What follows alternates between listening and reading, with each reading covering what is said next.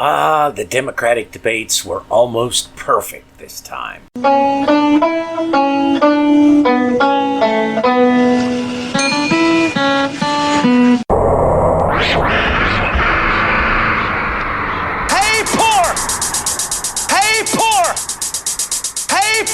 You don't have to be poor anymore.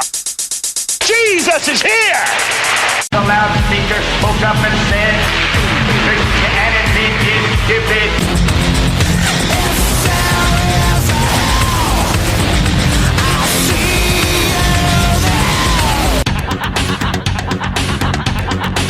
Greetings, fellow worker slaves, podcasting at 128 kilobits from the Fortress of Squalitude, not far from the redneck Mecca. This is the Atheist in the Trailer Park Podcast. I'm your host, Tucker. Professor Fuzznuts is hiding from me because I gave him his flea medicine so I can finish working on the podcast. Ash, Buddha, and Lord Squeakington are all in my room doing whatever. Yes, it's a podcast hosted by a guy and his cats. Get over it. This is a news show episode where I cover stories in the news that are related to things like atheism, secularism, science, or I find just plain interesting. Next episode will be a chapter or two from the Pistis Sophia. Well, I didn't get as much overtime at work this week as I did last week, but I still got more than I would have liked. It's frustrating because we still don't know if we're going to have a week off this month or not. So I don't know if all the overtime I'm putting in is going to enable me to get ahead on some things, or if it's simply going to let me tread water while we're off. It's similar to us not knowing if we're going to be working overtime or not. It makes it very hard to plan anything at all. And things are kind of concerning because on Friday, upper management was all in a meeting for most of the day with a guy I've never seen before. I think, but I don't know, he was from corporate. So that could be, kind of a big old deal. It might not be. There are a lot of issues which really need to be addressed at work and aren't being addressed. The biggest issue is that, our sales aren't what they should be, and we're in a seller's market for some of our product. Right now, the hottest selling item at many restaurants is brisket. So much so that the costs for brisket have skyrocketed. Yet we're not adding brisket customers. Most of the places you see offering brisket now are not being supplied by us. They're being supplied by somebody else. Great if they were supplied by us, but they're not, and I don't know what the reason for that is. I don't know if it's because our sales department isn't out there trying to sell shit, or if we've got a bad reputation in the market. No clue. But it is something that we ought to be addressing, and they're apparently not.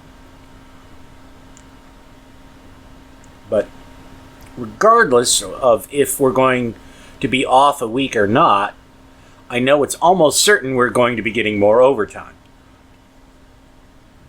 One of the guys in my department quit last week, and another guy is on the verge of getting fired. He works on second shift, whereas the guy who quit worked on first shift. So it seems likely that we're going to be short-handed here in the future, which will mean more overtime, which I both love and hate. At the end of near the end of the shift, like I said, because we don't know if we're going to be off a week or not, or anything like that, it just starts feeling like you're watching a movie that everybody but the movie knows is over. It's just like, well, just keep doing this stuff, but to what end? And, I mean, if I knew that, hey, we're going to be off next week, so I'm, this is building up a cash reserve to handle that, fine. If we knew that, we're not going to be off next week, we're going to be working, the whole month, oh, that would be so awesome, because then it's like I've got this money, I can set it aside. Some of it I can use for a few things, others of it I can't, I put aside because I know we're going to have time off near the end of the year, but I just don't know. I can't plan, I can't think. It drives me batty. Other than that, there's not really been a lot going on around here this week. There was a local Democratic get-together last week, but I couldn't go since I don't have a car. At least one person has offered to give me a ride to the next one, so we'll see how that turns out. It'll be real interesting to go, since they're apparently being held at the house of the prepper folks who were at the big fundraiser back in July. This week, we've got our monthly potluck. I posted a sign in Spanish where I put up the last one. I've also printed out a bunch of copies of the sign, and I'm going to get up early tomorrow morning and put them on some mailboxes in the trailer park, as well as slip one to one of the Latinx folks at work, if I can. I will also probably leave one at the Mexican restaurant near the house in hopes that some of the staff there will show up. I certainly think that there's some folks who work there that'd be interested. I mean, one day I was having lunch there and sitting near the kitchen while the customers were having stereotypical Latin music played to them over the speaker system. Whomever was in the kitchen was listening to Rammstein. For those of you unfamiliar with Rammstein, they're a German industrial metal band known for their disturbing imagery and sometimes biting social commentary. One of their songs is called America and comments on how American culture has come to dominate the planet. And they're not really thrilled about it. Another one of their songs is called Ich Will, and is a critique about the nature of celebrity and how the media will often make someone famous who doesn't deserve the attention. I don't know, but I think the video for the song was the inspiration for the bank robbery scene in Dark Knight, as there's a similar vibe to it. The only other vaguely exciting news was I had to buy a fucking phone this week. I told you about my one phone that bricked itself, and so I fired up the old backup phone. Well, the reason that old backup phone was moved to the backup category, I remembered, was because the charging cable just doesn't fit in the hole very well anymore. And it doesn't I've used like 4 different charging cables, and they all slop around, and you gotta get it just in the right spot to get the damn phone to charge. Now, when it's fully charged, it'll run, a day and a half, 2 days or so. But it's getting the cord in there and getting it to charge and staying there. I mean, when the cat jumps on it, that stops it from charging. Just the wind from me walking by it stops it from charging. So, I looked online, and my cell provider says, hey, you're eligible for an upgrade, but you have to come into the store to do that. Which I wasn't really surprised, since I had a great old plan. I mean, it was cheap. It was a super secret plan they offered for a while, but they don't offer it anymore, and very few people, when they did offer it, knew about it to get it. So I go to the store and I explain to them, I need a phone. I don't want to spend a lot of money. I know you're going to have to throw me off my plan. I know you're going to have to do all these things. I used to work for a cell phone company, so I understand the issues.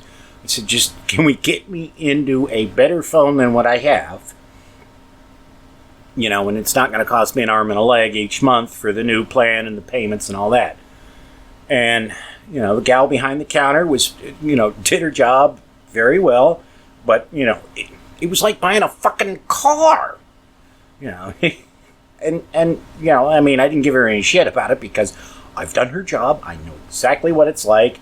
And I also know that if you're really nice to them and things aren't quite right, there's things that they can tweak for you. So I got, a free month of service out of the deal. I got a better phone than I wanted. It's actually, better phone as far as, I should say, you know, what people consider the better phone. It's actually, I mean, because it's an iPhone XS, which I didn't really want. I wanted the XR, which would have been,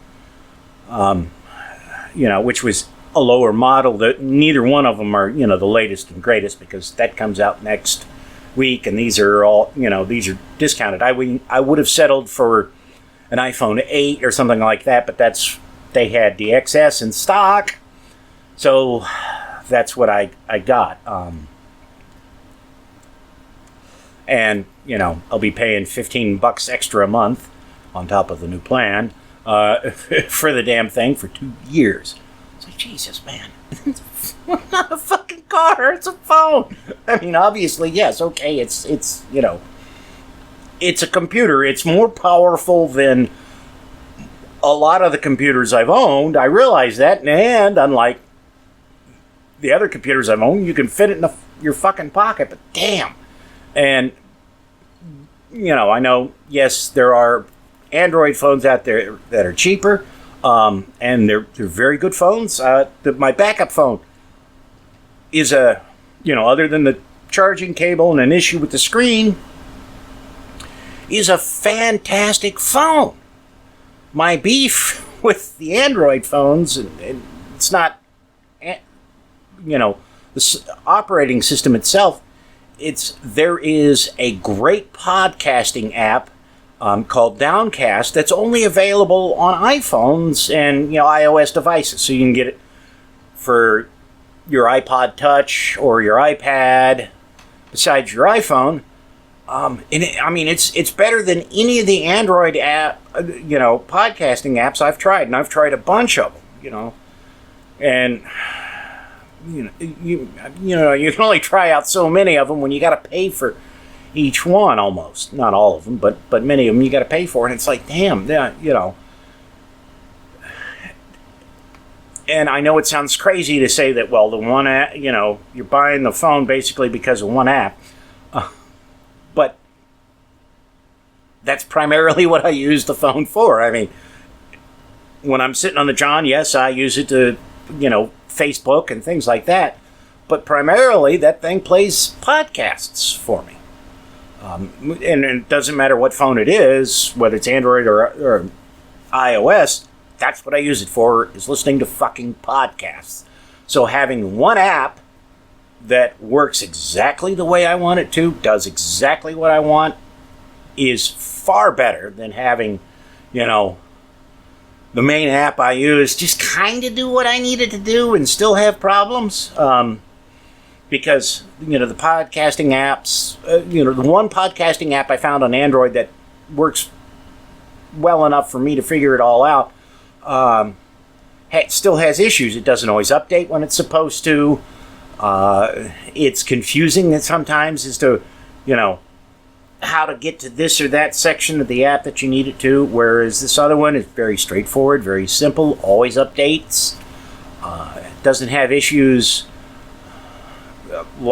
you know, where it says, "Oh, I can't update this right now because you haven't played all these podcast episodes yet." They're like 3-minute episodes. It doesn't matter if I have 20 of them on the damn phone, but the app says, no, you can't have more than 5 at a time. So, plus, there are apps that I may be able to use that are iPhone only for some things that I want to do. There are, if I can ever get some spare cash to get a 3D printer, there are some things I want to 3D print. I believe I've mentioned this before. And there's apps on there that are, again, iOS only, that, you know, they allow you to take pictures of something, and then, you know, you just hit a button and it sends it up to the cloud. It figures everything out and then sends you a file so you can send that to your 3D printer, and they're all free. So, you know, I can take pictures of certain things and then 3D print out a new one, which, if I can do that and do some other things, I can make some money off. When I get some time, there will be a Patreon-only episode where I explain a lot of this stuff. For various reasons, I can't do it on the main episode. Mainly because it'll involve me revealing my real name. amongst a few other things. So, you know, I think y'all can understand why. All right. That's it. Let's get to the news. This is a fantasy business, Reverend. You can have any truth you want. And so can you. Isn't that why you're here? Isn't that why you are? From the WashingtonPost.com. Shout thou eat an impossible burger? Religious doctrine scrambles to catch up to new food technology. Leviticus 11 contains a zoo's worth of animals, the hyrax and the monitor lizard. The katydid is there, as is the gecko. And it ends, you must distinguish between the clean and unclean, between living creatures that may be eaten and those that may not be eaten. Dietary restrictions are woven into religious texts, the Old Testament and New, the Quran, the Vedas, and the Upanishads. Some are mercifully practical, as in the law of necessity in Islamic jurisprudence. That which is necessary makes the forbidden permissible. And for those of you wondering what the fuck that actually means, I will translate. In other words, that's saying, if you're going to starve, your choice is between starving to death and eating pork, eat the fucking pork. And every religion that has dietary restrictions has the same type of thing, where it says, don't starve to death, eat something even if it is forbidden. Okay, back to the article. This month, Tyson announced it is investing in a company that will launch plant-based shrimp early next year, raising a curious question. Will it be kosher? The short answer is its ingredients, which mimic the verboten crustacean with a proprietary algae blend, could well be both kosher and halal. Once the product launches, the company will seek certification so that Jews who keep kosher and Muslims, certain Muslim groups avoid shellfish, can enjoy a shrimp cocktail, scampi, a po' boy, or a ceviche. And yet, in this era of plenitude and choice and disruptive technology, what is permissible, what is forbidden, and what is flouting the letter of religious law? The food system is in flux, the rise of plant-based meats and the promise of cell-cultured meats bending categories such that legislation, ideology, and theology are scrambling to keep up. Now, you would think that it would be an obvious answer. Hey, it might, it mimics a forbidden food, but it has none of the ingredients in it, so it's okay, provided it's made using the acceptable processes for plant-based foods. Yeah, no, it's not that simple. Because apparently, the idea of just saying that it's bacon or a pork-derived product would mean that certain groups can't eat it because it falls afoul of their religious beliefs. You could call it nose pickings, and they could eat that fine. But because it's referencing pork, they can't eat it. Or it's referencing shellfish, they can't eat it. It's fucking crazy.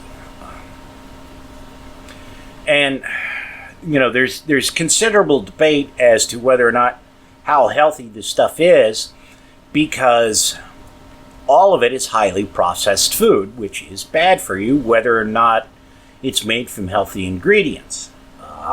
Now, out of all the new fake meat products that are out there, the only thing I've managed to be able to try, because it's the only thing I could easily access, was a Beyond Burger. And I wasn't terribly impressed with that. The reason I wasn't terribly impressed with that, well, let me backtrack a little bit. Years ago, I was having some pretty serious health problems. I was going to the doctor and they did not know what was wrong with me. I saw a lot of specialists and spent all kinds of money. And, they're having trouble. It was some kind of digestive issue. So, while they're trying to sort all this out, I'm going for tests. I'm having shit shoved in every hole of my body, trying to figure out what the hell's wrong with me. And like, I know I've been eating a lot of crap food, so let me just, I'll just go to a vegetarian diet for a while and see if that doesn't help me out in some way. And so I'm eating all these, things that are meat substitutes and stuff like that. And I will never forget, because I saw they had this can of, fake meat in the store. And I some of the stuff I'd eaten was fine. There's like ground beef crumbles, which are really, indistinguishable from the real thing. They're maybe a little softer, but not that much softer. The texture and consistency of them is like the ground beef inside, say, canned spaghetti sauce or something like that. So they're not, it's not as firm as something that you fried up in the skillet that's ground beef, but it's pretty close. So anyways, they had this can, and it was these beef fake hamburger patties. And I was like, well, what the hell, I'll give that a shot. So buy the can, open it up, and the stuff's already pre-sliced, and pull it out and cook it like you're supposed to. Tasted it, and it was like, this is fucking dog food. This isn't human food at all. This tastes like dog food. So I threw that out. Anyways, so I see the Beyond Burger patties for sale at the local store. I'm like, well, I'll give these a shot. Everybody says they're close to ground beef, tastes like exactly like a hamburger, blah blah blah. So, and the one thing I had read, it says that if you cook it, you got to cook it, exactly by the directions, so that, because if you don't do it exactly like the directions say, they don't come out quite right. So I did that. I followed that precisely, and I did an experiment when I did it. I bought those, and I bought regular ground beef. Made the burgers, made normal burgers, took the Beyond Burgers, which were already pattied, stuck them on the grill, cooked them the same way, following the directions for the Beyond patties, and then, made, a Beyond Beyond Burger hamburger, and then a ground beef hamburger. And I tried them out. Ground beef hamburger was fine. The Beyond Beef, the thing I noticed about it was the outsides of it tasted just like a regular burger, but when you got it to the intersections of it, it had that fucking dog food taste. So I have a feeling that the Impossible Whopper, which is a thin patty compared to what the Beyond Meat ones were, because the Beyond Meat ones, or the Beyond Burger ones, were about an inch thick. That's 2.5 centimeters for those of you in the civilized parts of the world. They were, so I have a feeling if it's thin and it, something like that, it'd be fine. But when it's thick like that, it's awful. So, it's just, but it's crazy that you can't, somebody has to make sure it's okay with the religion before they can eat that, even though it doesn't include the horrible ingredients, or they, they can't eat it because it's called pork or shellfish, even though it has nothing from that, because of their religion. It's stupid. I can understand the, the meat producer saying, well, you can't call that a burger because it ain't cow.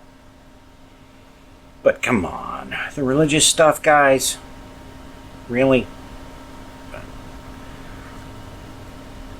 That's the world we live in. Who wants to go down the creepy tunnel inside the tomb first? From express.co.uk. And before I even start reading the story, there's a couple of stories in religion that I'm going to be covering that both do the same thing. And this is a little more inflammatory headline than a lot of the stories I saw on this particular topic, but they were all pretty close to this. And as we get into it, you'll see that a lot of fucking bullshit. Jesus Christ shock. Scientists make discovery that may rewrite biblical miracle. Israeli archaeologists have discovered a well-maintained mosaic depicting the miracle of Jesus feeding the 5,000 on the floor of a church overlooking the Sea of Galilee. The burnt church in Hippos is believed to have been burnt down some 1,400 years ago, but the ash from the fire has helped preserve the mosaic, allowing archaeologists to uncover it. The feeding of the 5,000 is mentioned by all four Gospels, Matthew, Mark, Luke, and John. Luke says the event took place near Bethesda, in which Jesus fed 5,000 people with 5 loaves and 2 fish.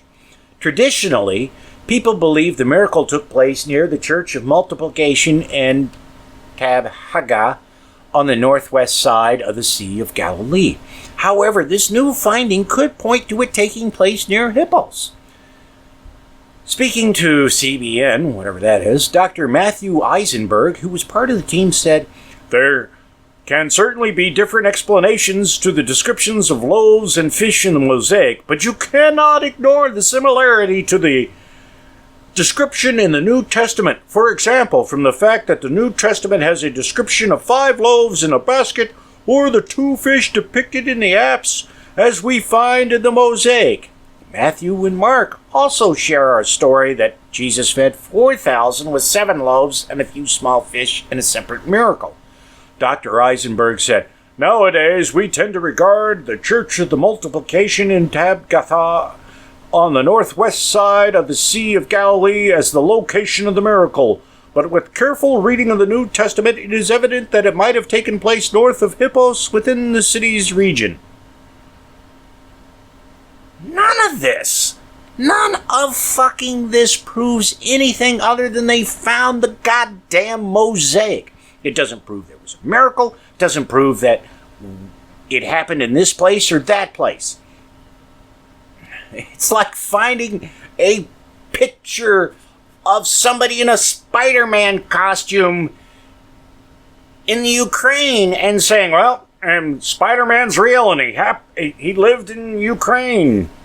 No, it doesn't mean anything like that. I mean, there's fucking churches all over the United States which have stained glass windows that show Jesus feeding the 5,000. Doesn't mean it happened there. Doesn't mean it happened at all. We know it didn't, but that's beside the point. But, all the articles I could find about this have the same attitude. Oh, this says it may not have happened where it did, or it says Jesus was here. No. It's all just crap that they do to reinforce. I mean, of course, part of it is clickbait, but in general, it's to reinforce their belief structure that there was a Jesus, that he did do miracles. No, it doesn't prove any of it. But hey, that's what all these news sites went with. And now let's get to another example from news.yahoo.com. Yes, Yahoo is still a thing. Hard to believe. Archaeologists may have found biblical town linked to Ark of the Covenant. Dun dun dun. A 2,200-year-old fortification unearthed in Israel may be a town mentioned in the Bible. Wow. Maybe. And linked to the Ark of the Covenant. Oh, yeah, okay. And the Ethiopians will be upset about that. Israeli news site Haaretz reports that archaeologists believe a fortification at Kiryat Jearim, a hill outside Abu Ghosh near Jerusalem, and I know I'm butchering the pronunciation of all that shit. Really don't fucking care, guys. Sorry. Could be the site of the biblical town of Emmaus, which is mentioned in the Gospel of Luke. Well, that's just, okay. The movie Cloverfield mentions New York City. Doesn't mean a giant space lizard, ripped the head off the Statue of Liberty and sent it rolling down the road. In the Gospel, Jesus appears to his apostles on the road to Emmaus after his crucifixion and resurrection. This, I want to point out, is where most of the news articles went with it. They said, proof of Jesus' resurrection may have been found. This town is where Jesus first appeared. It's like, doesn't prove any fucking thing other than there may actually be a town there, with that name, which you haven't established yet. You just think, well, it kind of matches, so this is probably it. Luke 24:13 says, now that same day, 2 of them were going to a village called Emmaus, about 7 miles from Jerusalem. Benjamin Isaac of Tel Aviv University said that Professor Finkelstein and his team have a good case archaeologically, geographically, and topographically. However, Professor Isaac said, it is a hypothesis and remains a hypothesis. Finkelstein told Fox News, oh boy, the finds at Karath Jearim hint at its long-term role as guarding the approach to Jerusalem. Again, none of this proves anything about the Ark of the Covenant or about Jesus. All it is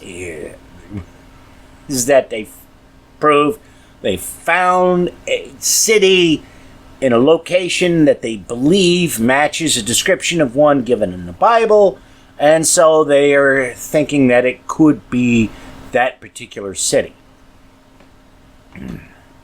And, I don't know how much Jerusalem has grown since 33 CE, but I imagine it has, and it's probably grown a lot.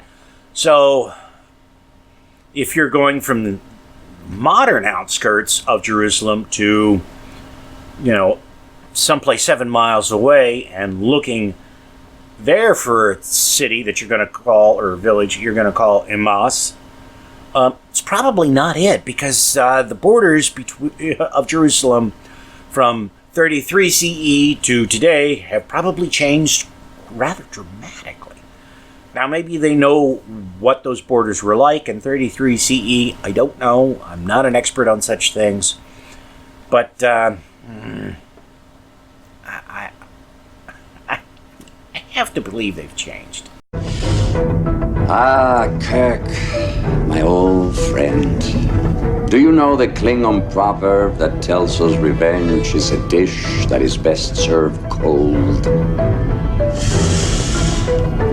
It is very cold in space. From phys.org. All comets in the solar system might have come from the same place. All comets might share their place of birth, new research says. For the first time ever, astronomer Christian Eistrup applied chemical models to 14 well-known comets, surprisingly finding a clear pattern. His publication has been accepted in the journal Astronomy and Astrophysics. Comets travel through our solar system and are composed of ice, dust, and small rock-like particles. Their nuclei can be as large as tens of kilometers across. Comets are everywhere, and sometimes with very funky orbits around the sun. In the past, comets have even hit the Earth. I want to point out that it's been theorized that parts of Halley's Comet hit the Earth in around 400 CE, and that's what led to the conversion of Ireland to Christianity. We know what comets consist of and which molecules are present in them. They vary in composition, but are normally seen as just one group of icy balls. That's a good show title, but I can't use it. Let me interrupt this. I has to rant a bit about that. Because of these anti-sex trafficking laws. I don't know if I've mentioned this before or not. Show titles, I have to watch what I call them. Because if I put one that's too sexually suggestive on Patreon freezes my money until they can determine that I am not actually sexually exploiting anyone. because of a poorly written sex trafficking law in Europe. And I need the Patreon money, so as much as I would love to call this episode Icy Balls, I can't. Anyways, back to the article. Therefore, I wanted to know whether comets are indeed one group or whether different subsets can be made, Christian Eistrup says. Now, this sounds confusing, but basically what they were trying to figure out is of the comets that we know about that we actually have some data from, because you can do, I mean, we've landed on one, but you can do mass spectrometry of others and get information about what gases they give off.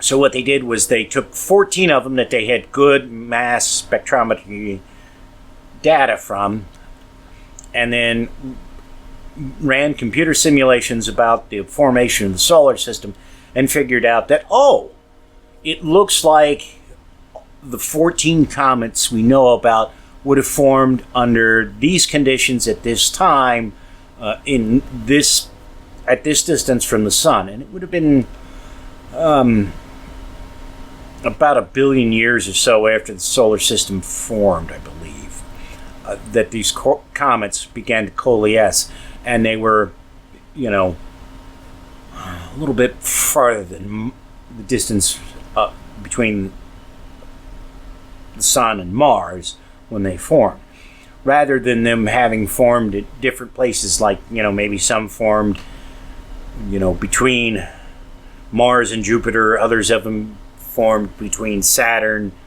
and Neptune, or, some of them formed out by Pluto. No, all the ones that we know about formed really close to the sun in comparison to things like the Oort cloud, which is about half a light year out from the sun and contains a large volume of what are believed to be comets.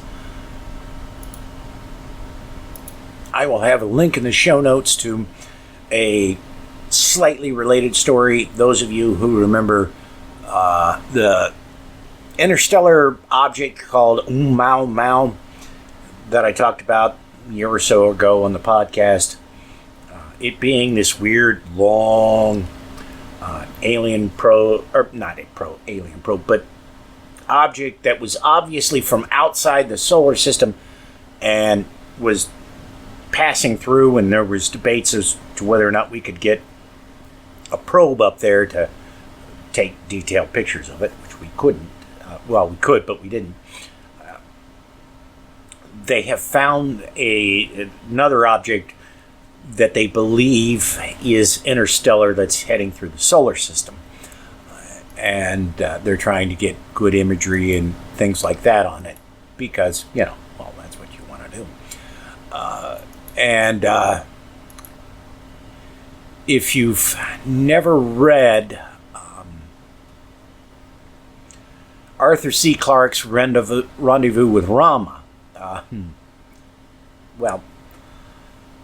this is a bit of a spoiler, but I believe when I talked about Oumuamua, I mentioned Rendezvous with Rama because, it talks about this long cylindrical object moving through the solar system, and it turns out to be an alien spacecraft where everybody in the spacecraft is in hibernation, and, we're just a waypoint along the way to wherever it was going.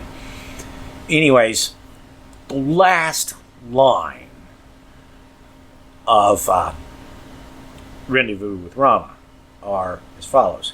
And on far off Earth, Dr. Carlisle Pereira had as yet told no one how he had awakened from a restless sleep with the message from his subconscious still echoing in his brain.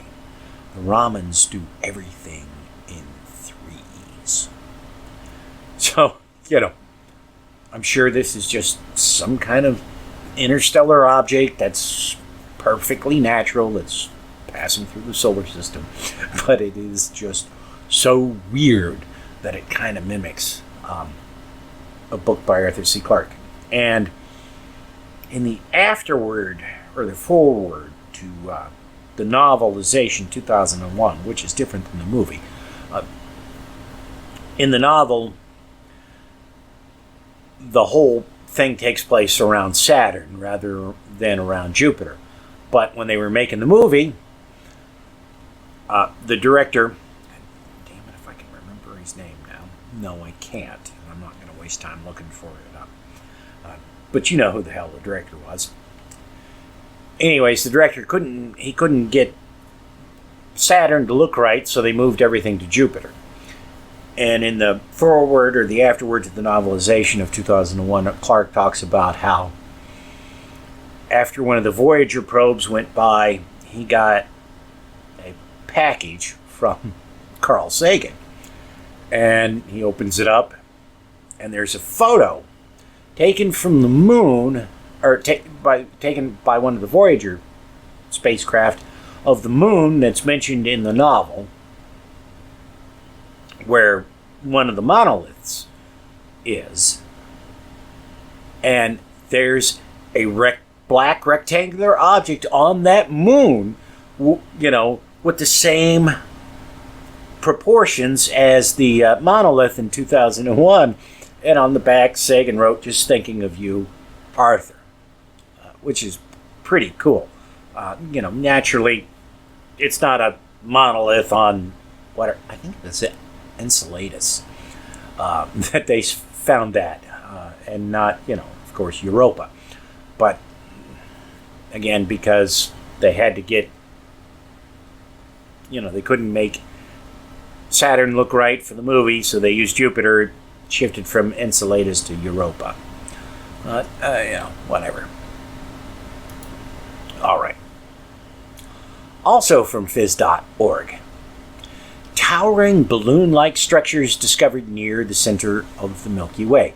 An international team of astronomers, including Northwestern University's Farhad Youssefzadeh, I hope I pronounced that right, has discovered one of the largest structures ever observed in the Milky Way. A newly spotted pair of radio-emitting bubbles reach hundreds of light years tall, dwarfing all other structures in the central region of the galaxy.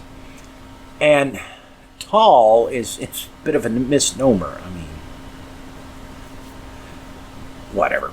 I'm not going to get into that whole rant about, you know, space. There's not really, you can't really say something short or tall since you're referencing things on Earth when you're doing that. But anyways, they're giant fuckers. They're bigger than the pillars of creation that Hubble famously took photographs of. The team believes the enormous hourglass-shaped structure likely is the result of a phenomenally energetic burst that erupted near the Milky Way's supermassive black hole several million years ago. Well, given how long it takes light to get from point A to point B when you're talking about interstellar distances, certainly couldn't have happened yesterday, guys. The center of our galaxy is relatively calm when compared to other galaxies with very active central black holes, said Ian Haywood of the University of Oxford, first author of the study. Even so, the Milky Way's central black hole can, from time to time, become uncharacteristically active, flaring up as it periodically devours massive clumps of dust and gas. It's possible that one such feeding frenzy triggered powerful outbursts that inflated this previously unseen feature. And the article does have pictures of the stuff. I'm just going to say they are nowhere near as pretty as the pillars of creation. Now, maybe they'll get some better views of it, but, you know, right now,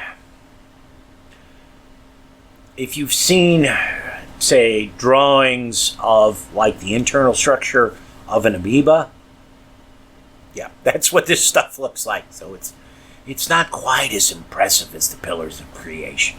But again, that could just be because this is a broad view of things, and the pillars of creation are a little more zoomed in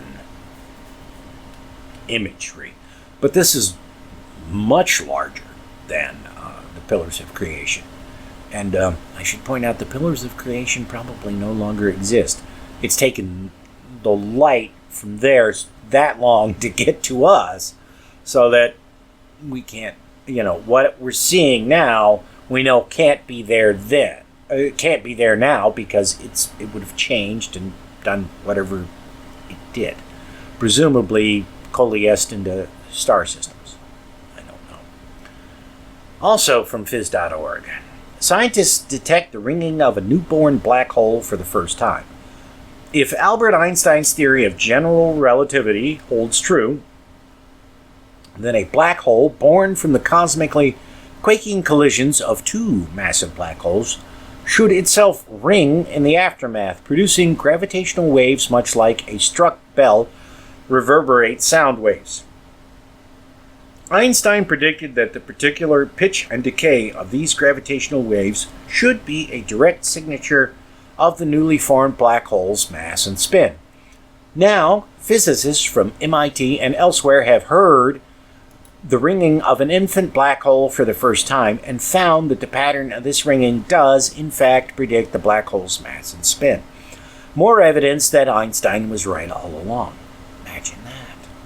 The findings published today in Physical Review Letters also favor the idea that black holes lack any sort of hair, a metaphor referring to the idea that black holes, according to Einstein's theory, should exhibit just three observable properties: mass, spin, and electric charge. All other characteristics, which the physicist John Wheeler termed hair, should be swallowed up by the black hole itself and would therefore be unobservable. Now, the thing that amazed me about this story is not that, oh, well, this is a new research or, new stuff they've spotted in space. This is, they said, okay, we've got all this data from, the LIGO when those black holes collided. Let's just start churning through all this data and see what we can find out and learn from it. So that's how they got this. It's not a new observation at all. It's just crunching numbers to get it. It is not terribly different than when they imaged the black hole a few months back, or published the image of the black hole where they joined all these telescopes into one virtual giant telescope for months at a time to get all these images, and then mashed them together with a computer to reveal what a black hole looks like. And that is just really fucking cool. And this is apparently not an uncommon technique in astronomy. One of the things I learned years ago while I was researching actual crazy shit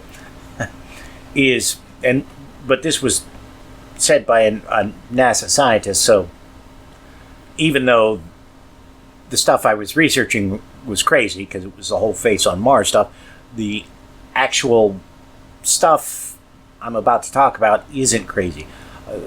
One of the NASA scientists who was interviewed for something pointed out that when they sent various probes to places, they knew that the imagery isn't going to be perfect because this or that reason. And as computer technology improved, they figured out ways to compensate for this so they could get better images from stuff that they'd already taken, because they were like, well, we know that the camera is going to tend to do this, so if we do this other thing, that'll compensate for that fact. So that's pretty cool, and it just shows how things build upon one another to give us a whole whale of a lot of information that we didn't previously have. I'm that bad type, make your mama sit tight, make your girlfriend live tight, might seduce your dead type. I'm the bad guy.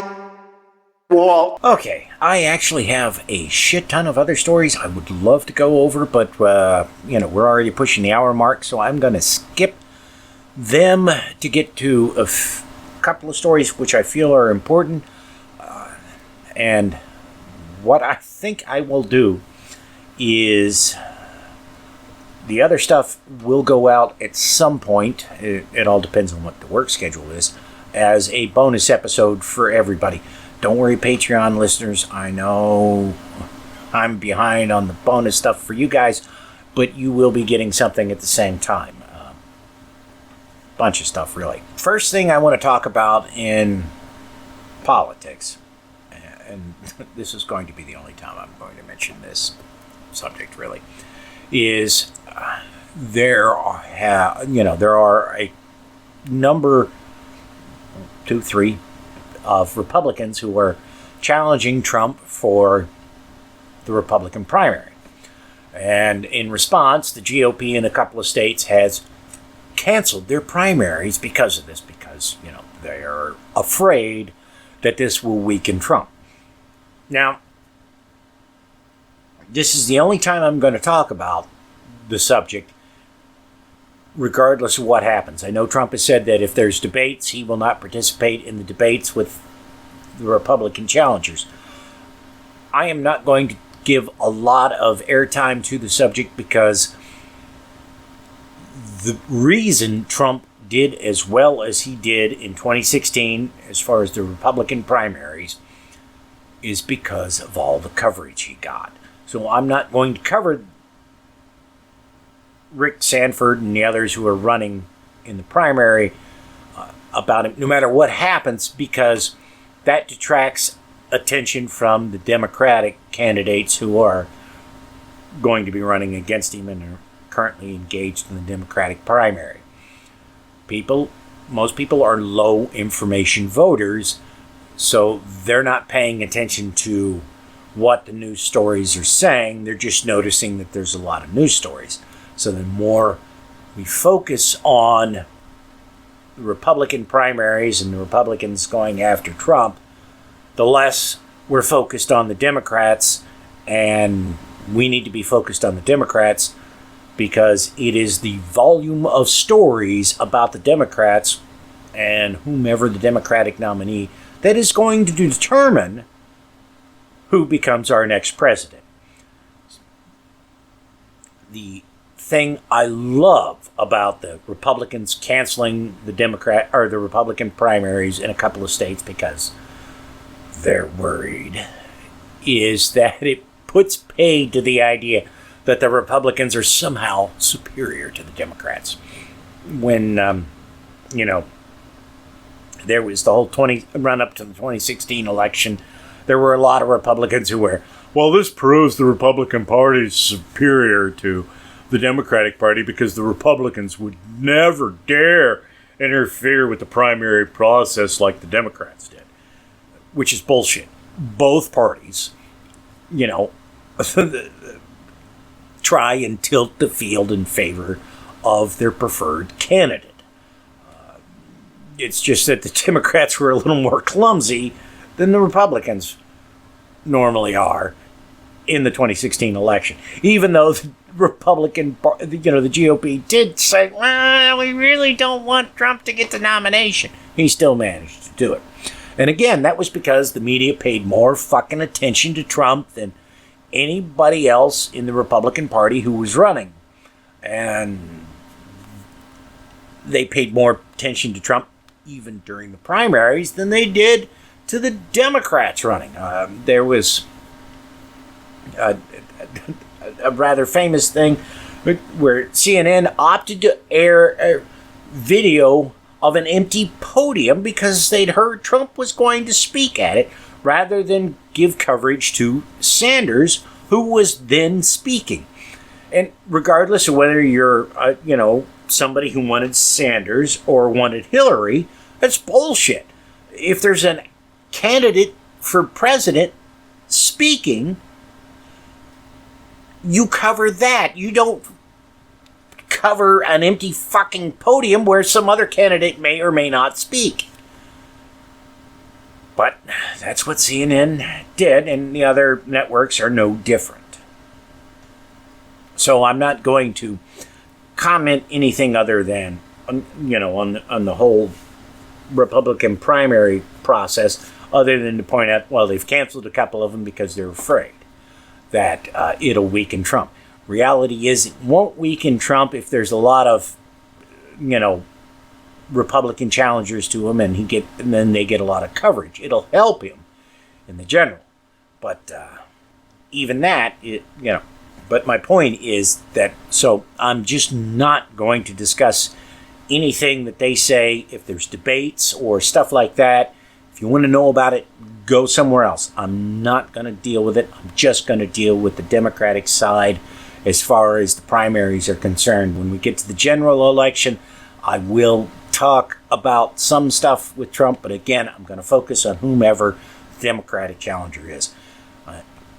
I don't have a huge audience, but, every little bit that focuses on the Democrats helps them and harms the Republicans, which is, where we need to be. All right. From NewYorkPost.com. Rockland County GOP leader vows to re-air anti-Semitic attack ad. The head of the Rockland County Republican Party intends to re-show the inflammatory "A Storm Is Coming" video that was taken down last week after critics called it anti-Semitic for warning of a takeover by the Orthodox Jewish community. The video came down for two reasons. First, accomplished its goal of highlighting the issues that face our county, and second, took it down because the controversy stopped adding to number one above.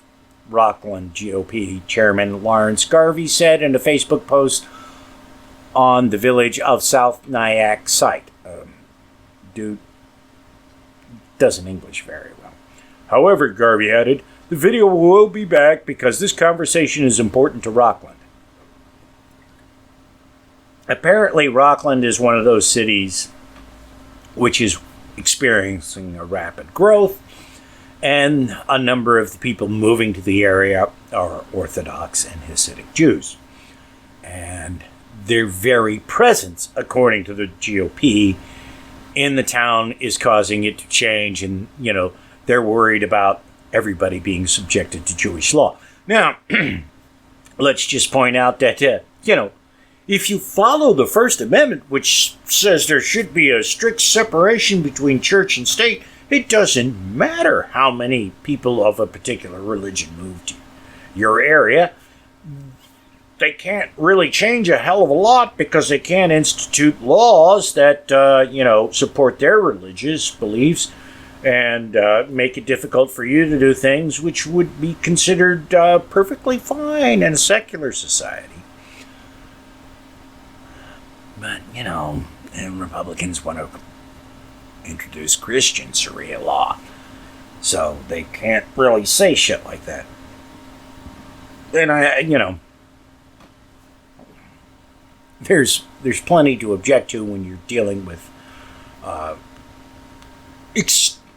fundamentalist religious beliefs like those practiced by Orthodox and Hasidic Jews.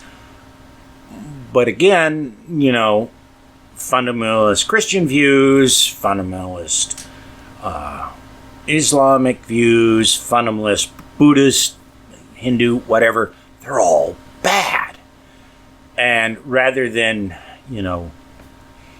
adopting the rational thing that, well, if that's your religious belief, that's fine, you can do it, but don't expect everybody else to abide by your rules. GOP can't do that because, they're pushing Christian Sharia law. The thing that really gets me about this is that, fundamentalism, religious fundamentalism, should love the Republican Party because they're pushing religious fundamentalist ideas, but because these guys aren't quite the right religion, there's a problem. And I dare say that I don't think these Republicans would be quite as bold about their comments if it weren't for the fact that the Tangerine Tyrant is in the White House. From CNBC.com. Saudi oil production cut by 50% after drones attack crude facilities. Saudi Arabia shut down half its oil production Saturday after a series of drone strikes hit the world's largest oil processing facility in an attack claimed by Yemen's Houthi rebels. The closure will impact almost 5.7 million barrels of crude production a day, about 5% of the world's daily oil production, according to Saudi Aramco. In August, Saudi Arabia produced 9.85 million barrels per day, according to the latest figures from the U.S. Energy Information Administration. Saudi Energy Minister Abdulaziz bin Salman said the attackers also led to a halt in gas production that will reduce the supply of ethane and natural gas liquids by 50%. Saudi Aramco president and CEO Amin Nasser said nobody was hurt in the attacks and emergency crews have contained the fires and brought the situation under control. We'll ignore the whole goddamn global environment that's been fucked up because of shit like this and just focus on the fact that, well, even though it's only 5% of the daily oil production, all your fucking fuel prices are going to spike because of this. And then, get this. The U.S. government has said, well, no, it's Iran that's behind it. And Senator Lindsey Graham has said, well, we should just bomb them back to the Stone Age. The Iranians. Now,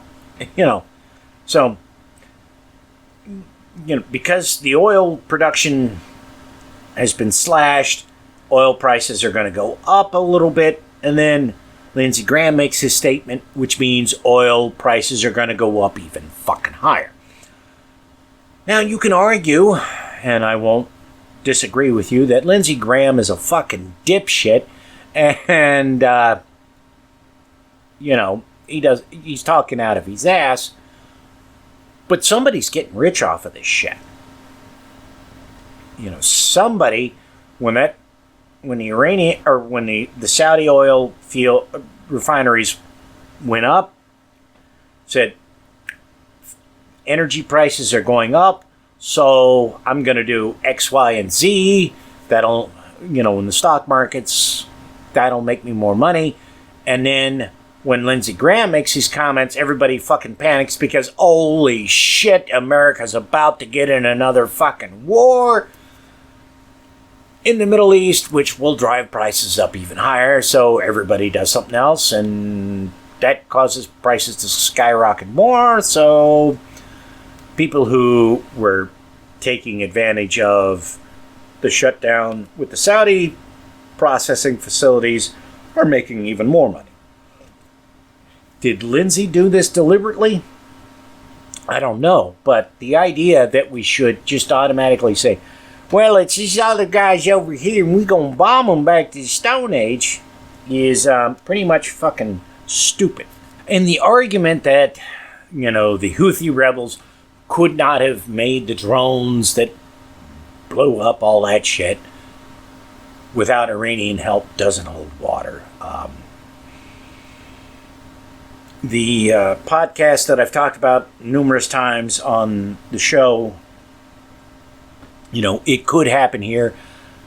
The guy talks about how these people in places like Syria, et cetera, have, come up with their own homemade drones that they can use to fire missiles or whatever that aren't, they may not be as sophisticated as anything the U.S. does or a lot of other nations, but they're good enough. And you can buy, they're not cheap, they're a couple of $1,000s. You can buy, just go on the internet, go to like wish.com or, any number of other websites and look up drones. You can buy a drone off the fucking shelf that can carry something heavy. And when you're dealing with an oil refinery, there's all kinds of explosive stuff there, so you don't need a giant fucking bomb to create a problem. It just needs to be big enough that, it sets off, say, one oil tank. And when that oil tank goes up, it takes out a bunch of others.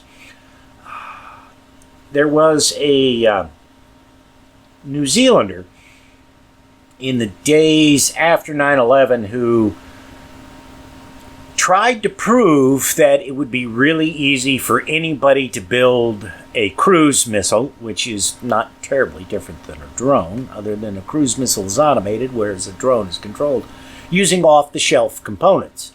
And he had a website where, he was, showing what he was buying and how much it was costing him.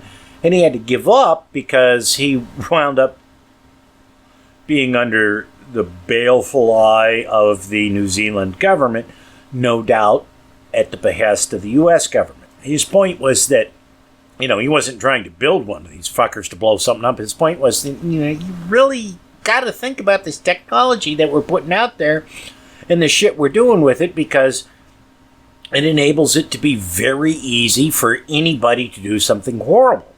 I wish I could find the site, but I'm sure it's been taken down now. It's been so long, because we just passed the 18th anniversary of 9/11, which means that there will now be people serving in the military who were born after 9/11. Imagine that. They'll still be fighting in Afghanistan. But, I could swear like one of the things that he was buying was like a garage door opener, because that had some components he could use. And that was before things got really fucking sophisticated. Most of your drone technology, that makes it easy to fly one of those fuckers, believe it or not, derives from the Segway. Because the balancing software that they use on Segways is the same basic software. Obviously they tweak it, that they use to keep drones stable, that makes it easy for them to fly. And apparently if you go on the dark web, there are places where they have all kinds of instructions on how to build really sophisticated drones yourself using off-the-shelf components. So the idea that the Iranians would have been behind the Houthi attack on the Saudi oil processing facility is, I don't want to say a bit of a stretch, but you cannot, it's not a claim you can make without a lot more evidence. Now, we may have that evidence. I don't know. But, it's not an automatic conclusion, because, holy fuck, man. You can go and buy radio-controlled aircraft, planes that are, fairly sophisticated. Guy who worked for my dad back in the 80s was really big into radio-controlled aircraft, and, he would show me stuff. There were people then, okay, and this is before they had all kinds of sophisticated computer controls and stuff like that. There were people who were building, scale model replicas of big aircraft. And these scale models were, they had to be trailered in. They weren't something that was, reasonably small. They weren't like what you think of when you think of a model plane. These things were big fuckers. They had one, I remember, it was a C-130 Hercules. I'll let you look that up if you don't know what it is. It's a U.S. military cargo plane. But it was a scale model of the plane, accurate to the size, and they used chainsaw motors for it. So this thing could actually haul cargo. Now, obviously, back then, the technology was such that you could only fly it in line of sight, and, you had to be fairly skillful at doing it because they didn't have the computer controls. Now they've got them. They've got all kinds of stuff for model planes so that you could build something that big that could haul, a few hundred pounds maybe, which, if it's packed with explosives, guess what? A fucking cruise missile only has a few hundred pounds of explosives in it. So you could do a lot of damage with one of those fuckers. And since they now make these really compact cameras that allow you to stream video live, whomever's flying that fucker, they don't have to be line of sight. They can be hiding somewhere miles away, and possibly even farther away than that, depending on the connection. So, to jump to the conclusion that, oh, well, you know, the Houthi rebels in Yemen could not have possibly have done this, and it had to be the Iranians, is a bit of a stretch. You know, maybe it was, but have to wait for a lot of evidence to come in. You know, the sad thing is when John Bolton got fired this past week, I was like, oh, thank God, he's out of there. You know, we're less likely to go to war. I mean, there's things that Bolton would have done which would have been better than what Trump would do, but Bolton had, you know, he's one of these guys who's just got a fucking chubby for bombing the shit out of any fuckstick out there he doesn't happen to like, and forget the whole business about trying to fix their country after we've blown it the fuck up. He doesn't care about that shit. You know, he's one of the architects behind us going into Iraq, you know. So, obviously, you know what kind of idiot he is, and I thought, oh, God, we'll be at peace, you know, we'll be less likely to go to war, things won't be quite so bad, even though we do have an idiot like Trump in power. Nope. The Lindsey Graham has apparently decided to fill the role. Now, whether or not Trump will actually do that shit, I don't know. A final thought before I get out of here.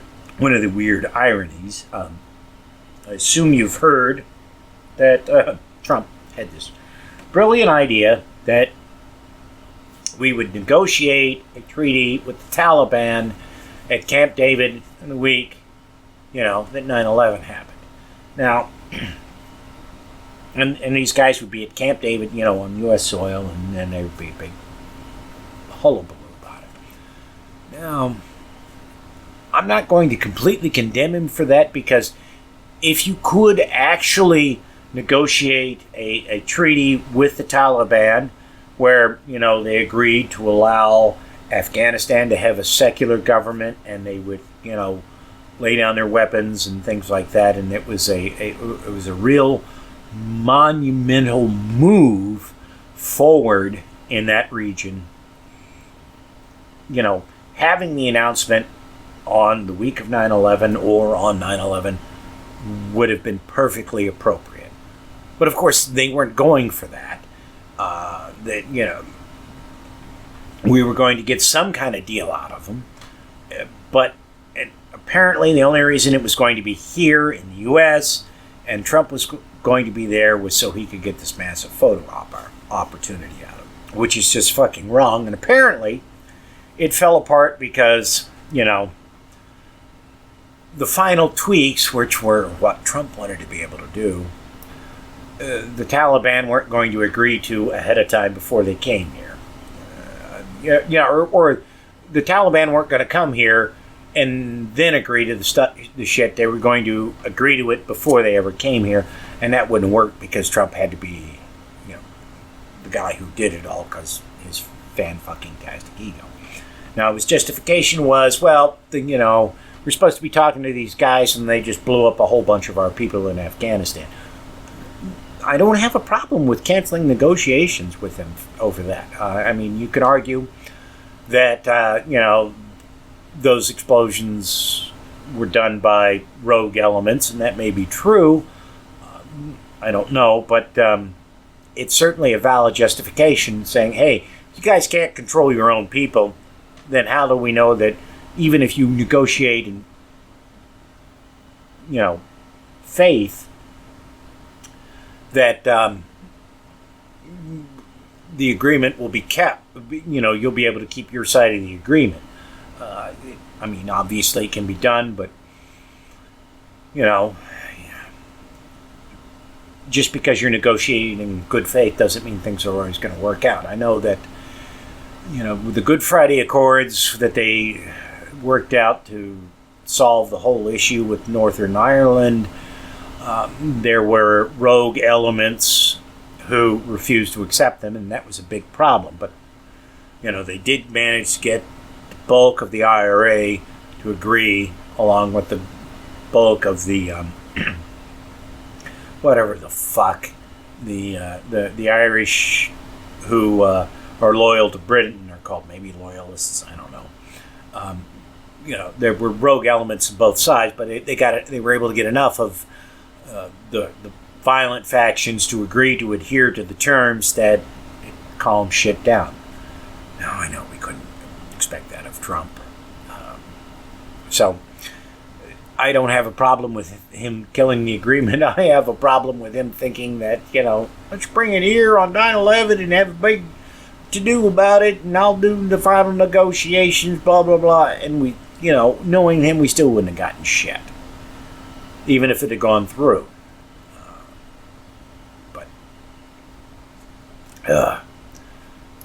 Okay. I'm tired. I'm getting out of here. And unfortunately, this episode's going to have to go up tomorrow instead of Sunday night. Because it's after 11. I'm tired. I've got to go to bed. And I got to work in the morning. So hopefully, if I don't have to put in too much overtime tomorrow at work, this will go up Monday night, and along with the show notes. If, however, I do have to put in a shit ton of overtime, like put in a 12-hour day, you'll get the audio, but the show notes will have to wait till Tuesday, because I just won't have the energy to be able to do the editing of the podcast as well as putting together the show notes, because got to pay attention to the podcast while I'm editing it. So, anyways, and then depending on what I find out tomorrow at work, because they should have something about whether or not we're working next week, will be when that bonus episode comes out. Because like I said, there's some really fucking neat stories that I just don't have time to cover. That's it for this episode of The Atheist in the Trailer Park Podcast. You can subscribe to the show on iTunes, Stitcher, as well as just about anywhere else podcasts can be found. Many of the episodes are also on YouTube. Follow the show on Twitter. @TParkAtheist is the show's Twitter handle. It's on Facebook at facebook.com/trailerparkatheist.com. If you happen to like the podcast, please rate it on iTunes. If you'd like to support the podcast, there's a donate button on the show notes page. You can support it via Patreon at patreon.com/TNTucker. Thanks for listening. Say goodnight, Fosnuts. All I know is this violates every canon of respectable broadcasting. Damned cat.